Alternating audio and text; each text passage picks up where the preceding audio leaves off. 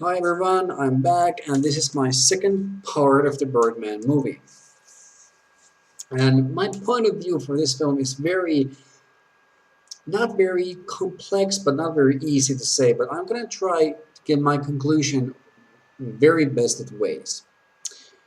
This film is a very nice touch on modern day movies and how they look and how the characters play it. And if we remember, Michael Keaton's past character role is in Batman movies. Two of them, Batman and Batman Returns. And for my all honesty, I love them both and cherish them. They're just great Batman films. Although Returns is so dark and gritty but it's still a Batman film, of course. And Keaton's character is more like a Keatonish character. This is guy called Rigar. I don't remember the name of it. It was called Rigar, his character, and you know, it's like he's stuck in the past. Like I said in my review, I said that he's stuck in the past, and it can really show him.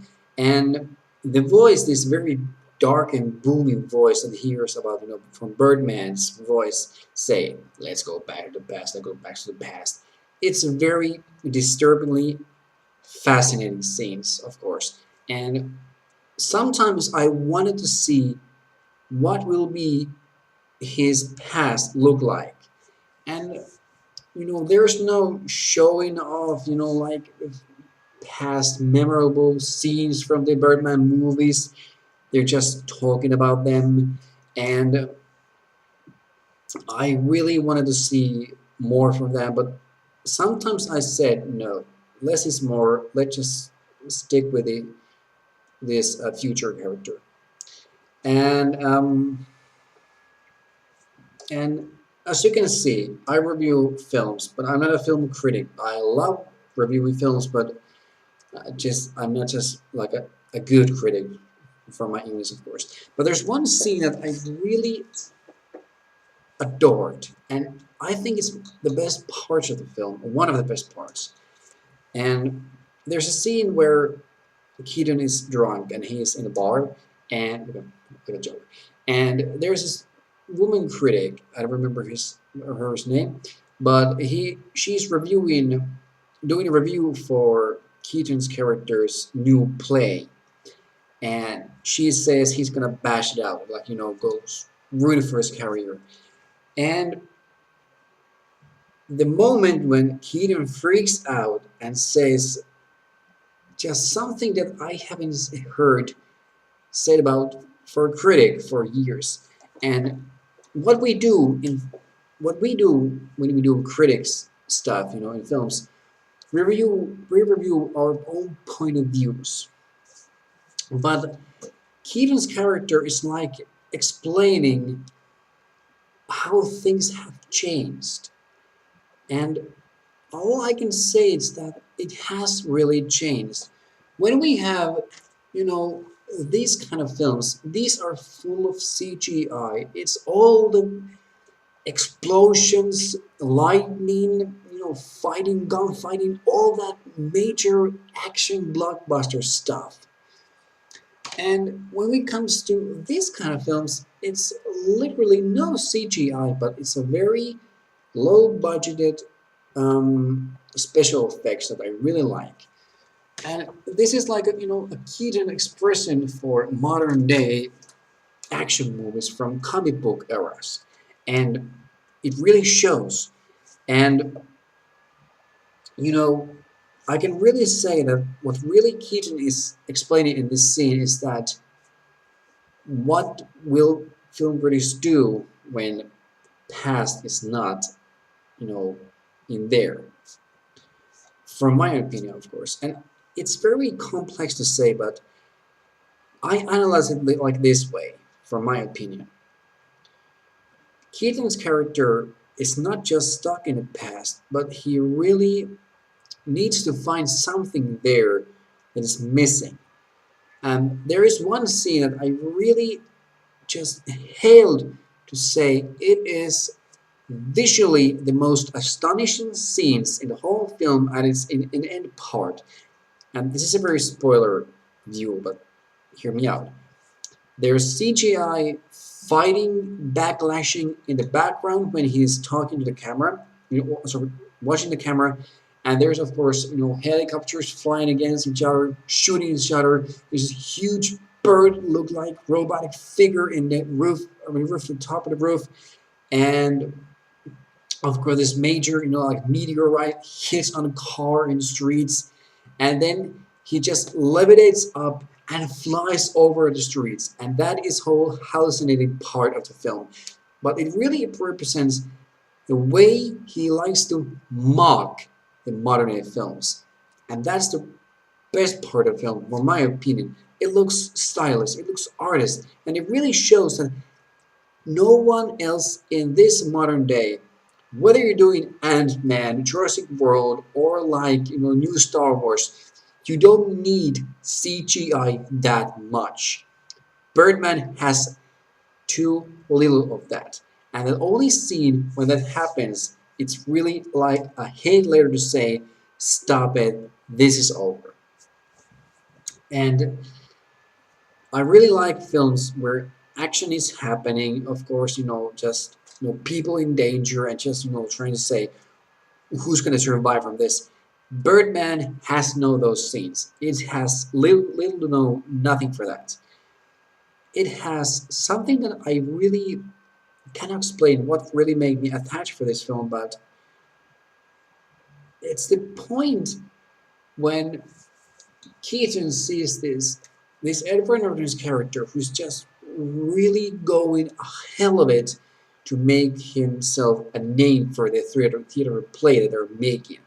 And this guy is like, all over the world. He likes to play it seriously. He likes to, there's this one part that I really was scared about when he said that.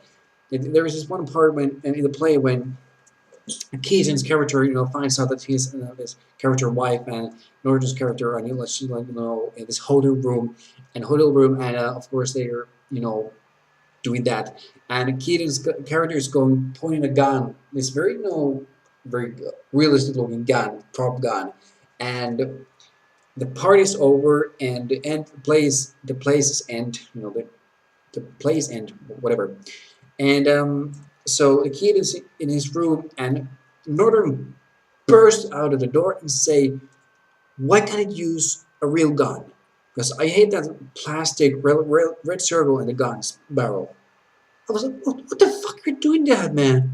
I mean, that was really scary part. I mean, how can you say this for a guy who has a mental issues in the whole film? I'm not going to spoil this for his ending, but let me just say, as I said before, the critic says that he's going to bash out his play.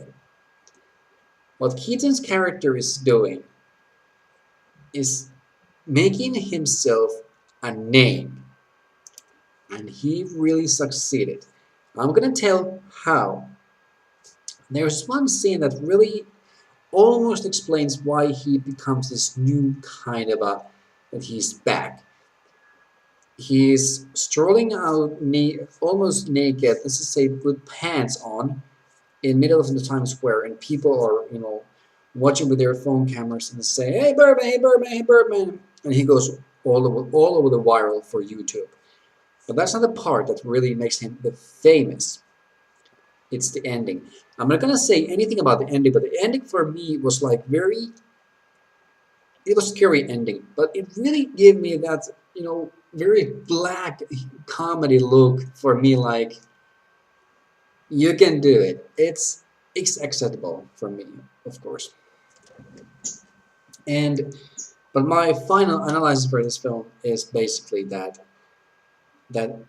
even if your past is haunting you, or you just hate it, or you just don't want to remember it, there is one thing that you really want to go deep inside to search, but really you have missing from the past.